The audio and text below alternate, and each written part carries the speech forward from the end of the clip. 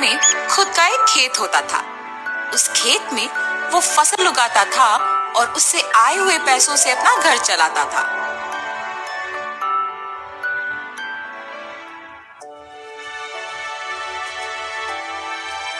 हमेशा की तरह इस साल भी फसल तो मैंने उगा दिया। अब गर्मी की मौसम शुरू होने वाली है, जल्द ही तरबूज के बीज डालने पड़ेंगे। ऐसे सोचकर तरबूज के बीज लेके अपने खेत की ओर जाता है। अरे रे, मैं तो भूल ही गया कि इस साल गांव में पानी नहीं है। मुझे अपने खेती के लिए पानी कहीं से भी लाना होगा, वरना इस साल मैं अपना घर नहीं चला पाऊंगा। ऐसे अपने आप में सोचते हुए दुखी होता है। इतने में उसके पड़ोसी खेत का मालिक विश्वनाथ रमैया को देख उसके पास आता है। अरे रमैया, इतना क्या सोच रहे हो कि मेरा आना भी देखा नहीं तुमने? विश्वनाथ, तुम्हें तो पता है कि मैं हर साल चावल के फसल के बाद तरबूज उगाता हूँ, मगर इस साल गांव में पानी ना होने के कारण मैं तरबूज नहीं उगा सकता हूँ। मैं अपना घर कैसे चलाऊंगा? क्या तुम पानी के बारे में इतना सोच रहे हो? उसमें क्या है, इस सारे गांव में सिर्फ मेरे ही खेत में तो मोटर है। मेरे मोटर का उपयोग करके तुम हमेशा की तरह अपने खेत में तरबूज उगाओ। मैं तुम्हारा एहसान कभी नहीं भूल सकता हूँ। ऐसे कहकर उसके खेत में मौजूद मोटर के सहायता से पानी का उपयोग करके तरबूज उगाता है। कुछ ही महीनों में उसके खेत में तरबूज अच्छे उगते देख बहुत खुश होता है।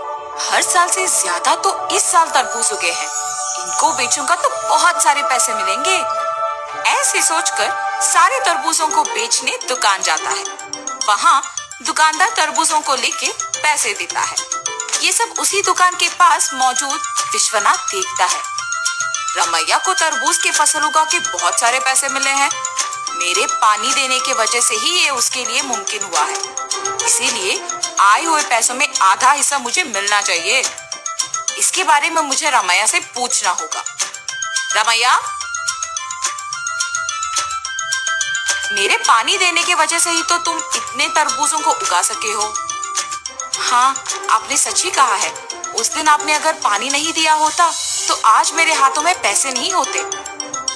अगर मैं तुम्हें पानी नहीं देता तो तुम्हारे पास आज पैसे नहीं होते ना।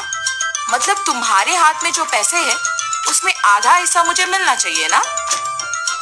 ठीक है जी, आपको सिर्फ इन पैसों में आधा हिस्सा चाहिए ना, लीजिए, आप ही की वजह से तो ये मेरे पास आए हैं। ऐसे खुशी से पैसे देता है। मैंने सोचा कि तुम पैसे नहीं दोगे, लेकिन तुमने मेरा एहसान वाकई चुका दिया। मेरे पूछने पर बिना सोचे तुमने पैसे बस दे दिया। तुम अगर ऐसे ही रहोगे तो तुम्हारी अच्छाई ही तुम्हें नष्ट कर देगी। ऐसे कहकर पैसे लेके वहां से चले जाता है। अब मेरे पास कुछ ही पैसे बचे हैं, इनके साथ मुझे कोई व्यापार शुरू करना होगा, मगर कौन सा? ऐसे सोचते रहता है। इतने में ही बगल में उसे एक आदमी कटे हुए तरबूज एक बंडी पे बेचते हुए नजर आता है। प्यास लग रहा है, एक तरबूज का टुकड़ा खाऊंगा। उस तरबूज वाले के पास जाता है और पूछता है, बाबू, एक तरबूज का टुकड़ा मिलेगा? जी हाँ। एक तरबूज का टुकड़ा कितने का है? सिर्फ 5 रुपए है जी। एक तरबूज का टुकड़ा 5 रुपए का है? एक पूरा तरबूज तो बहुत कम पैसों में मिल जाएगा। मैं मेरे पास के सारे पैसों से तरबूज खरीदूंगा और उन्हें ऐसे टुकड़े बना के बेचूंगा। ऐसे मुझे बहुत पैसे मिलेंगे। तुरंत उसको पैसे देके उसके पास के सारे तरबूज लेके जाता है। उन तरबूजों को एक बंडी के ऊपर रख के उन्हें अच्छे टुकड़ों में काट के बेचने लगता है। ऐसे उसका व्यापार बहुत अच्छा चलता है। हर रोज की तरह एक दिन वो जब तरबूज बेच रहा था, आप सबको पता है कि इस गांव में कुछ दिनों से चोरी हो रही है। जो भी इन चोरों को पकड़ के जमींदार जी के हवाले करेगा, उनको जमींदार जी अभिनंदन करके तोहफा देंगे। उस विज्ञापन को रमैया सुनता है। उस दिन दोपहर को 4 आदमी उसके पास आते हैं। बाबू, हमें 4 तरबूज के टुकड़े दो ना। बाबू, आपको इस गांव में मैं कभी नहीं देखा। गांव में नए आए हो क्या? हाँ जी। किसके घर में रह रहे हो बाबू? पास में जान पहचान के लोग हैं तो उन्हीं के घर में है। इतने में रमैया को सुबह का विज्ञापन याद आता है। वो लोग भी हिचकिचाते हुए उसको पैसे देके जल्दबाजी में वहां से निकल जाते हैं। मुझे इन लोगों को देख के लग रहा है कि यही वो चोर हो सकते हैं। इनका पीछा करूंगा तो सच पता चल जाएगा, मेरा शक भी चला जाएगा। ये फैसला करके उनका पीछा करता है।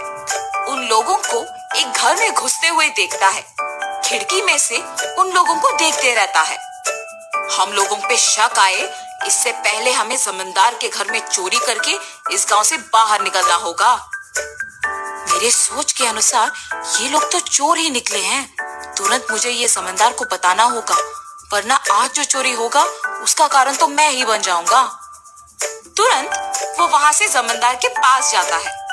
जमींदार साहब, जमींदार साहब। अरे क्या हुआ रमैया, यहाँ आए हो? इस गांव में हो रही चोरियों के पीछे जो लोग हैं वो मुझे पता है, यही बताने आपके पास आया हूँ मैं। इतना ही नहीं, मैं उन्हें ये कहते हुए सुना कि वो आज आपके घर में चोरी करने वाले हैं, इसीलिए तुरंत आपके पास आया हूँ। ऐसे सब कुछ जमींदार को बताता है। क्या तुम्हें पता है कि वो लोग कहाँ हैं? जी साहब, पता है। सेवकों, तुम लोग अब रामैया के साथ जाके उन चोरों को पकड़ के मेरे पास लाओ। जी प्रभु।